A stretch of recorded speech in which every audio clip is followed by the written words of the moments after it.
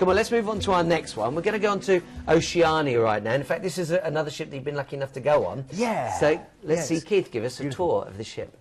Launched in 2011, the Marina was Oceania Cruises' first new build, and at 66,000 tonnes but with only 1,200 guests, she offers an unparalleled chic and spacious environment where the comfort and intimacy of a small ship experience is magically expanded into a beautiful and sophisticated luxury hotel at sea.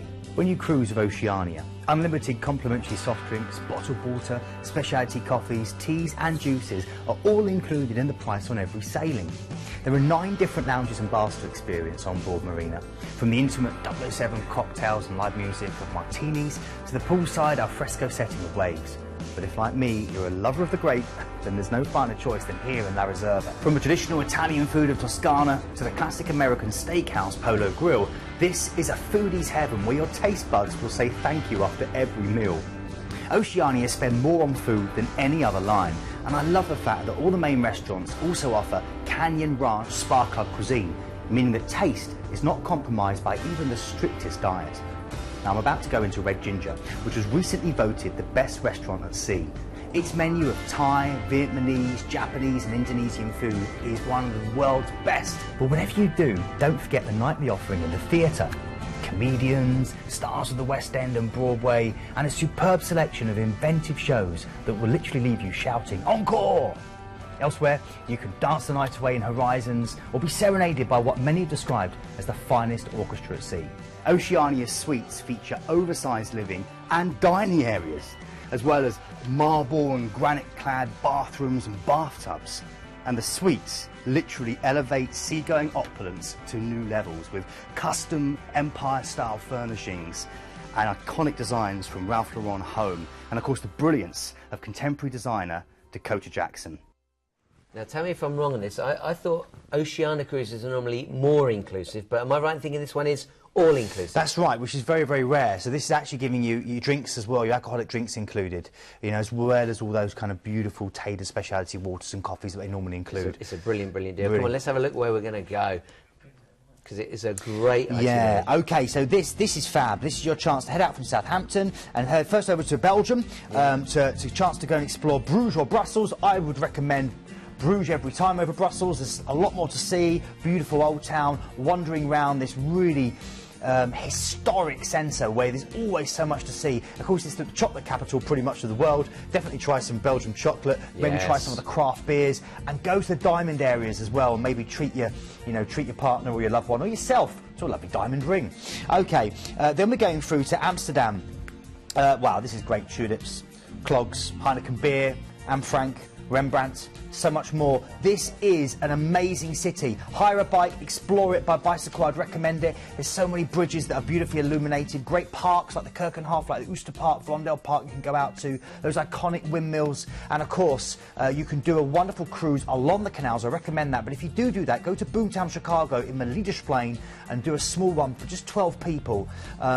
Great place to explore. I love Amsterdam. Then we're going cruising the North Sea before we go through to Warnemünde, which is your port for Berlin. Warnemünde itself is a medieval paradise. You can walk the walls, go to the amazing beach. But if you're heading to Berlin, the Brandenburg Gate, Checkpoint Charlie, there's so much to see and do in Germany. And I recommend, if you get a chance, to go and do a tour in a tiny Trabant car, head over to East Germany, and you go in convoy, and you get the commentary piped into the car, and these wonderful little Trabant East German cars. It's something like out of a spy novel as you head round all the sites in East Germany. It's really, really good fun. Very John Le Carre. OK, then we're going through to your next port of call is Sweden. It's Visby. This is the capital of Gotland. It's a beautiful holiday island. It's famous for its soft sandy beaches, dramatic cliffs, and these distinctive grey-fleeced sheep and wild orchids. There's 35 varieties of orchid here. Great place to visit, and it's got, of course, that great Danish and Swedish heritage. The Vikings were here. Helsinki's next, great sea town, exciting dynamic place. Half the city almost seems to be in the water, and you've got the great Suomenlinna Sea Fortress, best place to go and have a picnic. Love that place, interconnected by 5 islands, huge place. That's the famous cathedral as well, which is also worth a view. Right, then we're going through to St. Petersburg. Now get this, A lot of cruises give you one overnight at St Petersburg, Paul. This gives you two. This gives you an immense opportunity to explore a city which you never have enough time to explore because there's so much to do.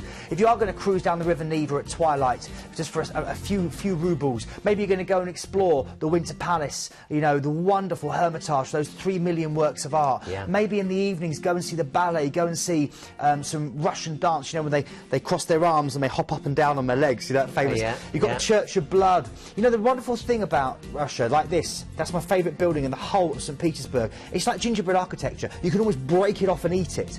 It's so stunning. A great place. 2 overnights there, what an itinerary. And then to Tallinn. Gorgeous medieval town. It's pretty much unchanged over the last 600 years. It's got one of the oldest town halls with this really 14th century weather vane on the top. Got a great flower market, a great little place where you can walk down St Catherine's Walkway to get some local produce. And you can sit down and eat bear and drink mead, honeyed mead, and it's almost like something out of one of Chaucer's tales. It's really great fun. So Tallinn, highly recommended. Get some great suits made for you there as well. Cruise the Baltic Sea before you get off in Copenhagen, or Copenhagen would probably be a better way to pronounce it. I'm being posh. And then you fly back to London Gatwick. You know, yeah.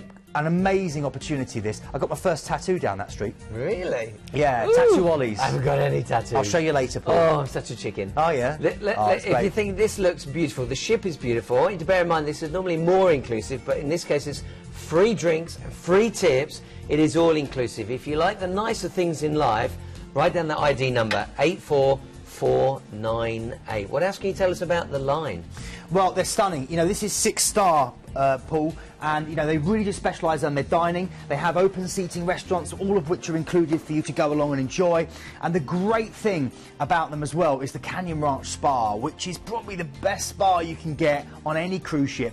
Big celebrities in the US go to the Canyon Ranch Spas, you know, and they really have made their name. So when you see a Canyon Ranch Spa on board a ship, you know it's fantastic. But I recommend going and dining in Red Ginger, Toscana, any one of the restaurants, La Reserva, and trying some of the amazing wines, some of the amazing foods, most of which is supplied by their own farms that they're sending. They actually have their own farming produce and they send them stuff in. Let me go through what's included for your money, because it's a beautiful, beautiful line. It's really worth considering. You can add, if you wish, 1 night at the Meon Valley Marriott, so you get to rest and relax before you actually join the ship. They'll include that, and that will include your parking for the entire trip.